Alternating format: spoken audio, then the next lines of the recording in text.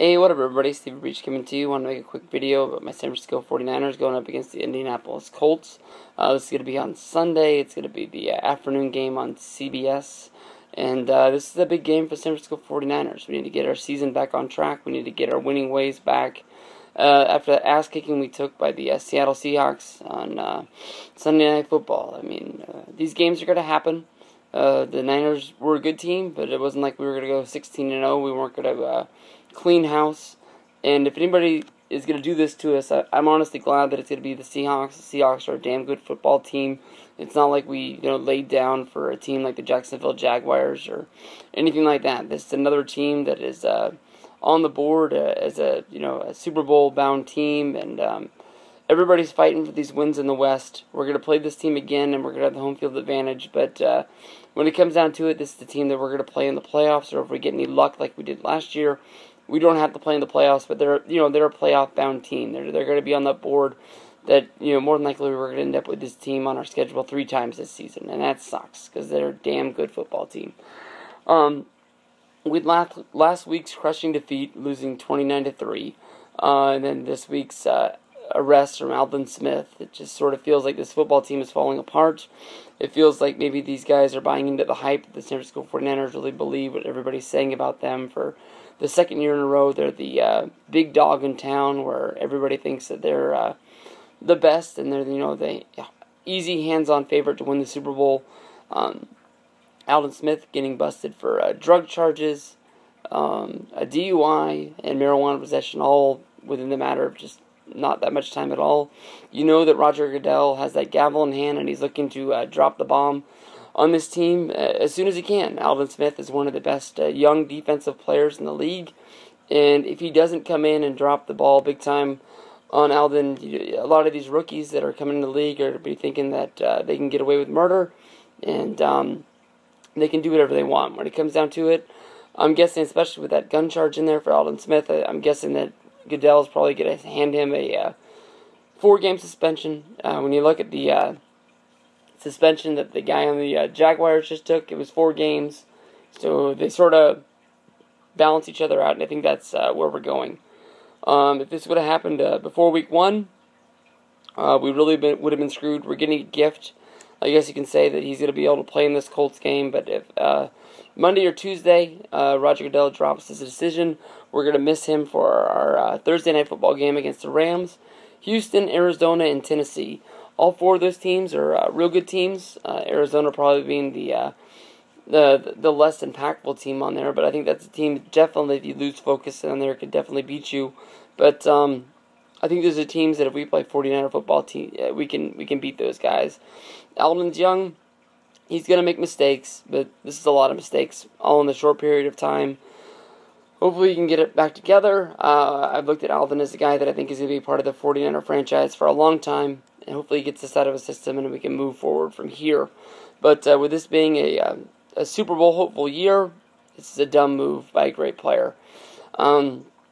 Looking at this, this week the Indianapolis Colts making the big move with them having their running back hurt. They were able to call up the Cleveland Browns and say, hey, we need a back, and you have a back, and you probably want to suck this year because you need a quarterback. I talked a lot about this trade in depth in my Week 3 picks for the NFL. You can flip over and check that out. But we have the honor of getting Trent Richardson's first game as Indianapolis Colts. I think that he'll have a borderline good game. I don't think he's going to kill us, but it does suck that we have somebody like this that we have to get ready for on a short period of time. I think that he has a little bit of a disadvantage also, trying to learn that offensive line, a new quarterback, but he is a good guy that anytime he has the ball in his hand, it could be touchdown city. So that's one thing that sort of sucks for us, that we have to have Richardson on the field like that. But this Colts team went from borderline being good to borderline being great. I mean, this is a big move for those guys. Only having to give up a first-round draft pick when they're only going to get better, and that pick is going to get higher or lower, however you look at it, I guess you can say. But that's easy money. I mean, I'm definitely, if they called up, if the Browns called the Niners, definitely would have pulled the gun on that trade. I think any team in the league probably would have made that trade, except for maybe the Minnesota Vikings with Adrian Peterson up there. A lot of talk this week about Jim Harbaugh coaching against his former college quarterback. I think, if anything, I think the advantage goes to the 49ers. I don't think that Andrew Luck would know a lot about how Harbaugh would play against Luck. I don't think Harbaugh would have taught that to him. But Luck probably would have taught Harbaugh his strengths and his weaknesses in order so he could coach, to make him look the best as he was. But being a number one draft pick for the Indianapolis Colts, being a franchise quarterback, he's good. So, I mean, you got to give it to him. He's a good quarterback. Anything can happen. The San Francisco 49ers defense really hasn't, been giving up a lot, I guess you can say. It wasn't like the Seattle Seahawks killed us with a ton of offense coming our way. They held Russell Wilson to under 150 yards. Marshawn Lynch was under 100 yards. Their highest wide receiver only had 50 yards in that game. So, you can see Richardson having a good game. You can see Reggie Wayne having a good game. But that defense, as long as they don't put their head down and give up those big long runs where they just don't make the tackle, or they give up, the safety doesn't help and they give up the long catch to Wayne for the touchdown. That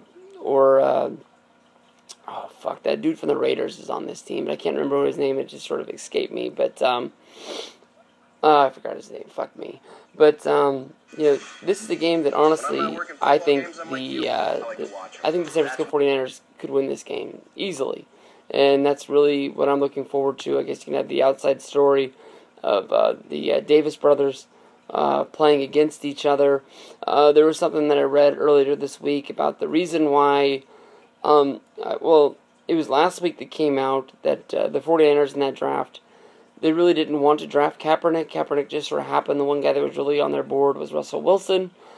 Both great quarterbacks, and I guess that we lucked out in that. But I guess the story this week is the whole reason why Harbaugh even had Kaepernick on the board is because Andrew Luck met him at a quarterback camp, and he actually extended out to Jim Harbaugh to make sure they gave this guy a look that he was a good quarterback. So that's kind of weird, but good stuff. But 49er football on Sunday, looking for a good game, looking for a win, and get us back in the right direction, because we have that quick game coming up on Thursday against the Rams. So 49ers football, let's go.